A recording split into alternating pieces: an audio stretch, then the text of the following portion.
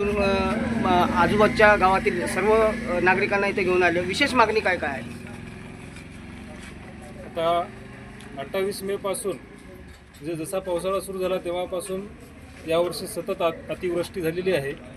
त्यामुळे आमच्या भागातील जे नदी आणि नाल्याकाठच्या जे शेती आहेत त्यांची पिकं तर वाहून गेलेली आहेत. पिकासोबत तिथली जमीनसुद्धा, जमिनीची मातीसुद्धा वाहून गेलेली आहे. त्यामुळं शेतकऱ्यांचं पिकाचं भरपूर मोठ्या प्रमाणात नुकसान झालेलं आहे. ह्या नुकसानाची भरपाई आता शासन देऊ शकत नाही, पण तरीसुद्धा एक शेतकऱ्याचा सहानुभूतीपूर्वक विचार करून शासनानं जे पॅकेज जाहीर केलेलंच आहे, पण आजपर्यंत शेतकऱ्याला कुठल्याही प्रकारची मदत मिळालेली नाही.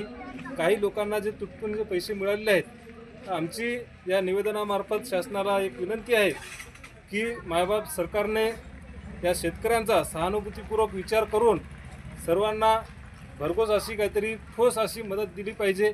ज्यांच्या जमिनी वाहून गेल्या आहेत त्यांच्यासाठी आता आम्ही सरपंच आहोत, आम्हाला शासनाकडून प्रस्ताव मागितले आहेत की जलतारासाठी शेतकऱ्यांचे प्रस्ताव सादर करा. पण अशी वस्तुस्थिती अशी आहे की शेतात जर जाऊन बघितलं तर तिथं मातीच नाही, तर तुम्ही जलतारा कसं करणार आहात? आणि शासन याच्यामध्ये मोठी पब्लिसिटी करत आहे की आपण शेतकऱ्यांना 3.5 लाख रुपयाचं ज्यांचं खरडून गेलं आहे त्यांना मदत दिली जाते.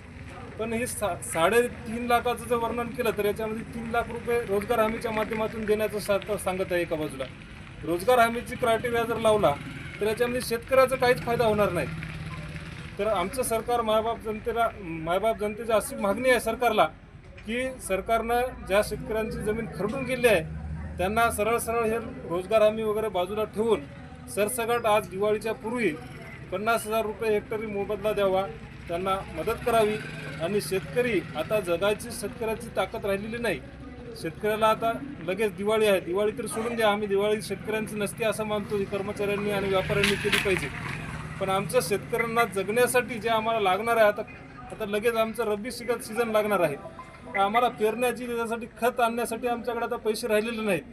तरी या निवेदनामार्फत सरकारला छोटीशी मागणी आहे की जे तुम्ही पॅकेज जाहीर केलं आहे ते लवकरात लवकर शासनानं दिवाळीपूर्वी आमच्या शेतकऱ्याच्या खात्यावर जमा करावं, एवढीच माफक अपेक्षा आहे.